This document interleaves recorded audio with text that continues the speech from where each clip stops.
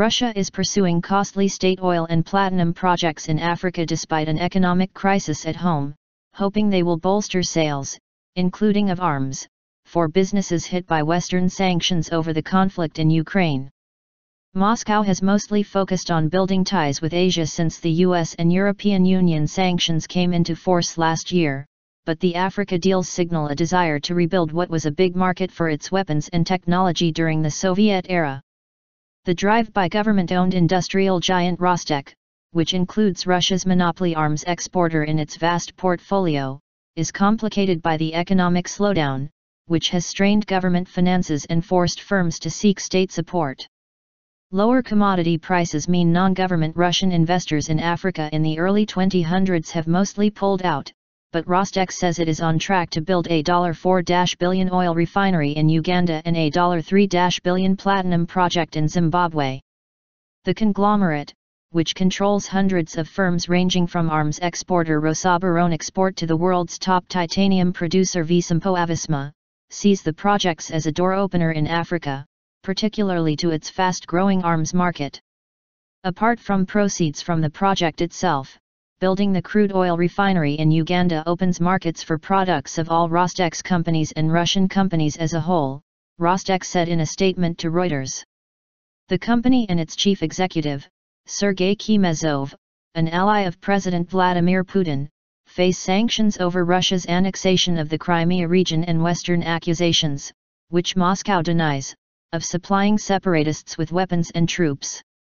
RT Global Resources, a 100% owned Rostec subsidiary, won the contract to build and operate the refinery in February, raising concerns among some Ugandan opposition lawmakers about the selection of a company closely linked to Russian arms exports. Weapons sales. Uganda and Zimbabwe are not legally obliged to comply with the sanctions against Russia and both already have strained relations with the West. Rostec said the project was launched in 2013, well before the introduction of sanctions, and remained interesting in economic terms despite them. The first stage of the Uganda project will require $2 billion and the second $1.7 billion, with the peak of investments expected in 2018-19, it said. Rostec did not comment in detail on its involvement in the platinum mining project in Zimbabwe. Russian development bank Vneshekonombank, VEB, which is expected to provide finance for the project and is also under sanctions, only said a cooperation agreement had been signed by partners in the project. When the platinum deal was signed in September, Zimbabwe's defense minister, Sidney Sakaramai, said the southern African country was looking at possible weapons purchases from Russia as well. While geopolitical rivalry with the West may play a role, Rostec may be inspired by China, which has spent years pouring investment and loans into the continent to help meet its demand for natural resources, although for Russia, markets are the key. Soviet tradition. Rostec says it is interested in working with African countries that want to develop their defense sector. Moscow was an active supplier of weapons to Africa before the collapse of the Soviet Union, when it lost the bulk of its market share. It is now the world's second largest arms exporter behind the United States, but sales to Africa make up a relatively small fraction of its total sales volume. Many countries on the African continent are traditional partners of Russia in military and technical cooperation, quite familiar with the quality of Russian weapons, Rostec said.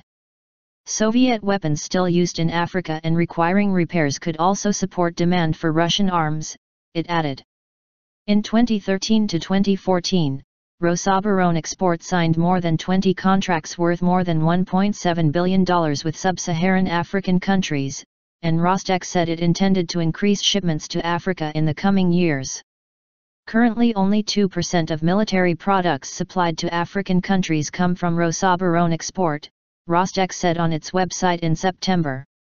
Rosaboronexport is already working with Angola, Nigeria, Mozambique, Namibia, Tanzania, and Equatorial Guinea and is also looking to develop cooperation with Kenya, Rwanda, Djibouti and Ethiopia, Rostec said. Konstantin Makiyenko, deputy head of the Center for Analysis of Strategies and Technologies, CAST, a Moscow-based security and defense think tank, said Russian firms were interested in increasing exports to Africa because the region's weapons market was growing at a very fast pace. Civil projects have always aided weapons exports, that's why Rostec, which covers both civil and defense sectors, may well act as a link between civil projects and weapons sales, Makiyenko added.